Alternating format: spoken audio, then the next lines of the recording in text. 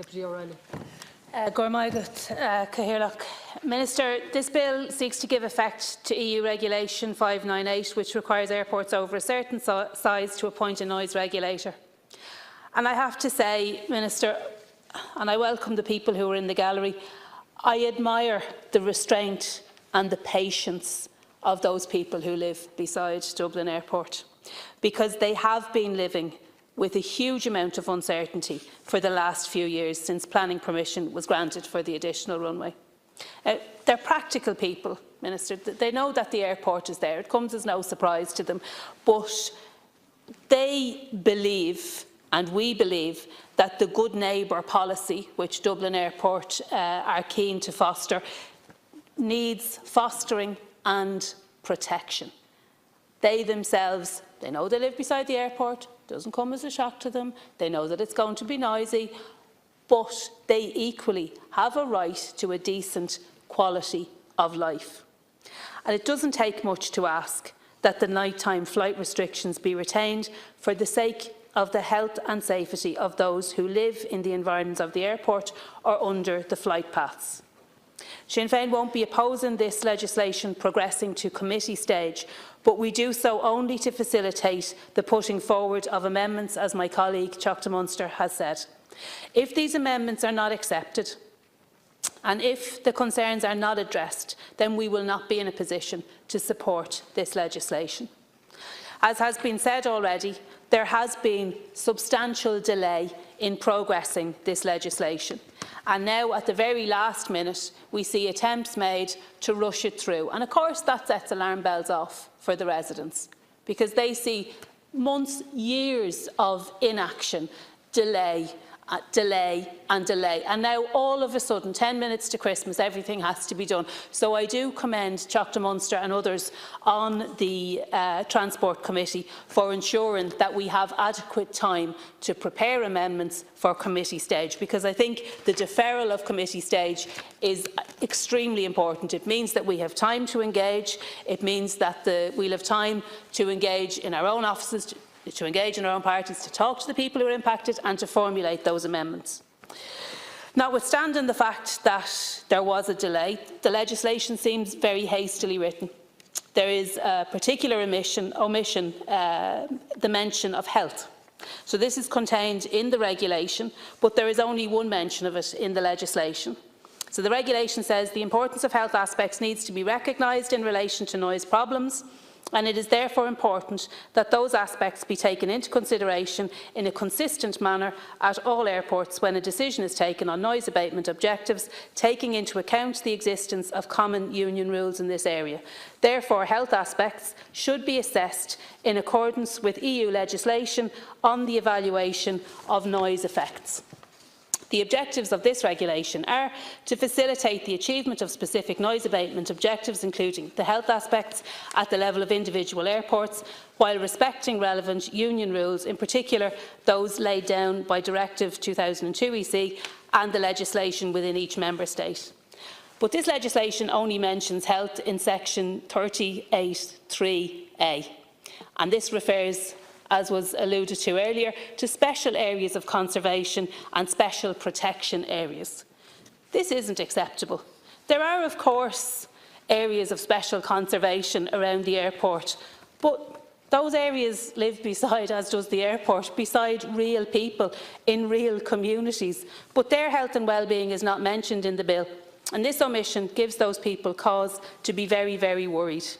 They don't believe that their health and well-being is in any way a priority for this legislation, and when they read the bill, they see that there's nothing there to contradict that view.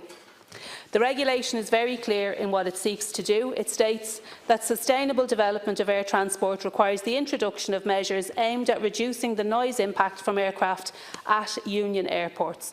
Those measures should improve the noise environment around union airports in order to maintain or increase the quality of life of neighbouring citizens and foster compatibility between aviation activities and residential areas, in particular where night flights are concerned.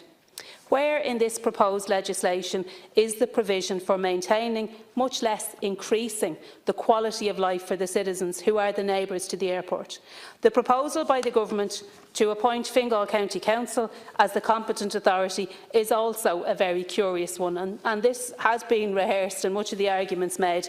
I can't understand why you, Minister, would believe that it is a good idea.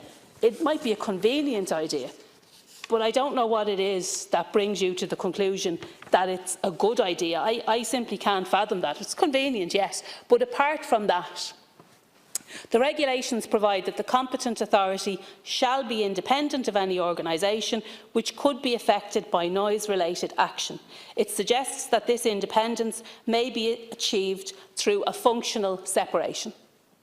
So, how can there be a functional separation where the Chief Executive of the competent authority is also the Chief Executive of the entity that receives the significant rates from the airport? I just don't understand how that functional separation can exist when there will be one unit in charge. And that's not in any way to cast aspersions on Fingal County Council or the people who work in it, because I know that they work hard, but they themselves will say they don't have the expertise to be able to do this work. But when we talk about functional separation, how is that going to be achieved? There's nothing in this that gives us any indication. It seems to me that it's not possible. The experience, the expertise, it's not there. And I did attend briefings with your officials, and you know, they were of the view that Fingal County Council will have to buy in the expertise because the expertise does not exist. But if Fingal County Council have to buy in the expertise and the expertise is not there, well then that brings us back to the original question, which is how Fingal County Council were chosen. The answer is, of course, it is convenient, but the convenient solution isn't necessarily the best. As Teachta Munster outlined, we will be proposing that the Commission for Aviation Regulation be appointed to be the competent authority. We could not support this legislation as it's currently written, and we will resist attempts to appoint Fingal County Council to be the competent authority. And I know that, that others will be doing the same. Minister, I urge you to listen to the concerns of the residents and their representatives. Consider if it is really a good idea for the regulator to be responsible for regulating their single biggest ratepayer. Is it really the best way to safeguard the health and safety of those who live in the neighbourhood of the airport? We do not oppose the new runway, but we will oppose this bill if it doesn't fulfil the requirements of the EU regulation, and we simply cannot support the appointment of Fingal County Council.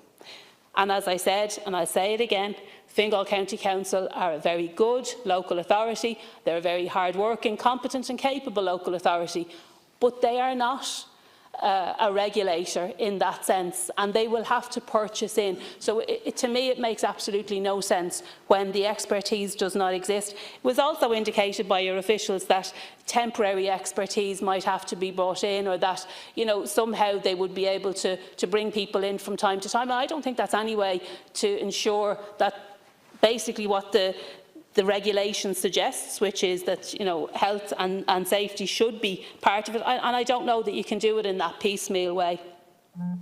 I think also this discussion here this evening is a good opportunity for us to highlight concerns that residents have, such as those concerns referred to already with regard to insulation. And I'm sure that these people would very much welcome an opportunity, Minister, to meet with you and discuss those in full. The airport is a very important part of the locality. It is extremely important both locally and nationally. Nobody disputes this. But future developments have to be balanced along with the needs of the people who are going to be impacted by this. And there is time, because committee stage won't be taken till the new year. There is time to consider alternative options, such as the Commission for Aviation Regulation, and indeed there's time to engage with the residents, there's time to engage with their representatives, and to ensure that this legislation goes through, that we comply with the regulation, but that we comply with all of the regulation. Go on, Margaret.